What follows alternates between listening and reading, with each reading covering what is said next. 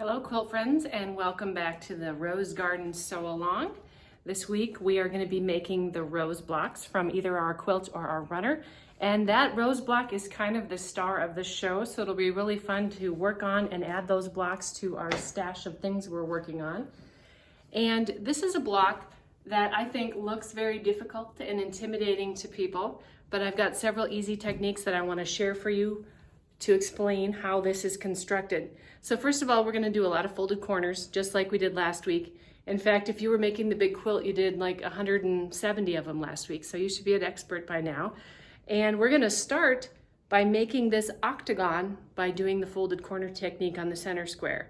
Then we're going to use what's called the partial seam technique to add pieces going around the block to make it look like it's set into the center of the block without doing any Y seams. So it's going to be much easier than you think. So stay tuned, and I'm going to go over step-by-step instructions on how this is made.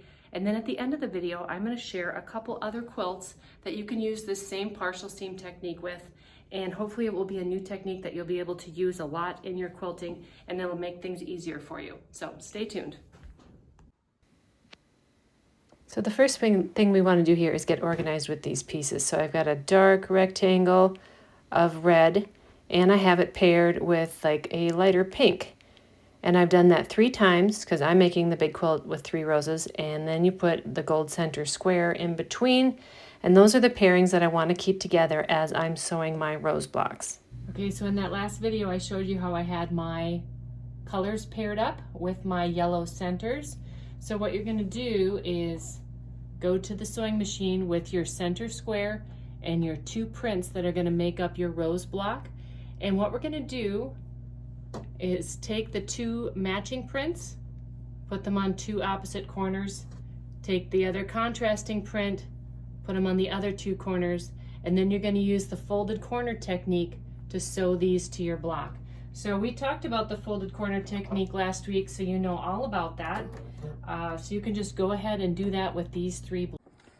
So I've got all these blocks sewn. I'm ready to set the seams and do the pressing on those folded corners. So again, I'm just using the edge of my iron, like I talked about last week, to carefully press those over without distorting them and without leaving any excess fabric inside of those seams.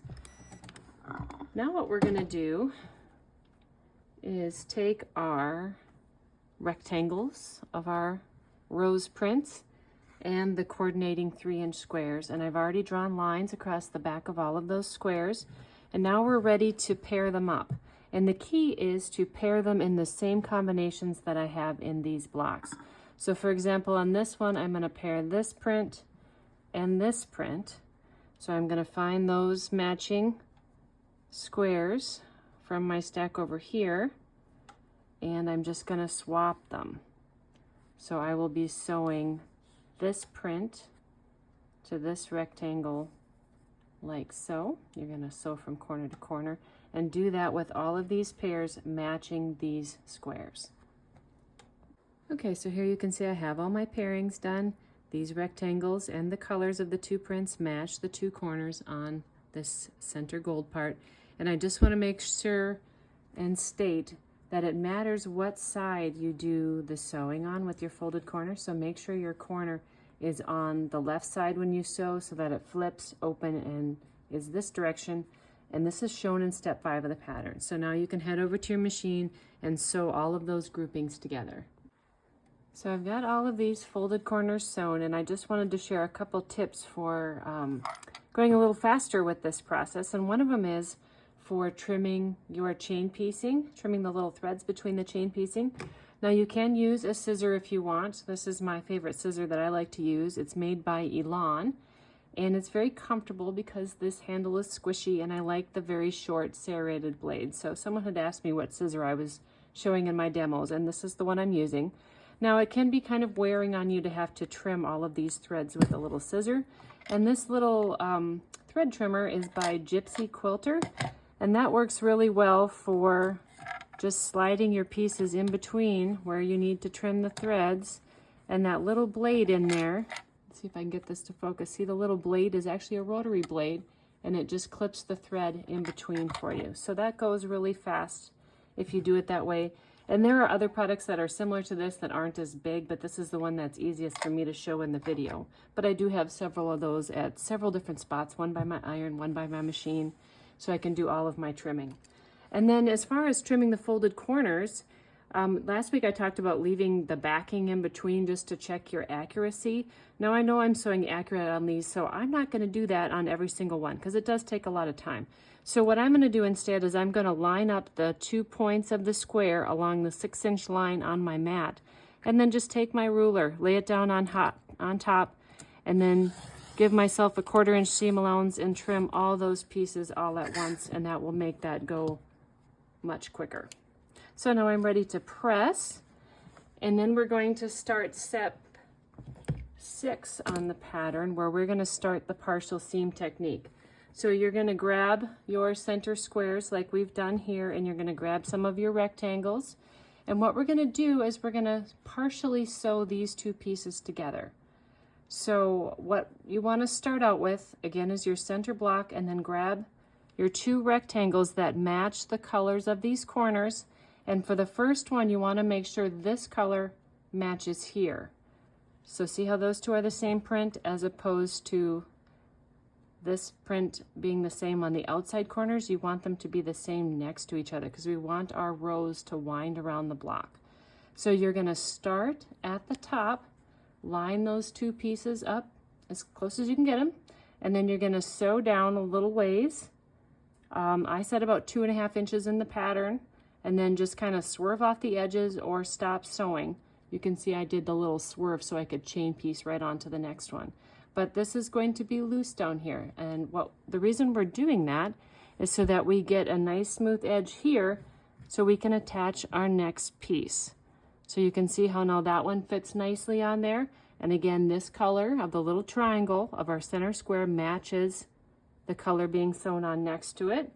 And then after you sew that seam, you can press that, and then you'll be able to add this one. So sew there and press, and then you'll be able to add your last one. So I'm going to go do that on my machine, and then I'm going to come back and talk about how to finish the last part of that seam.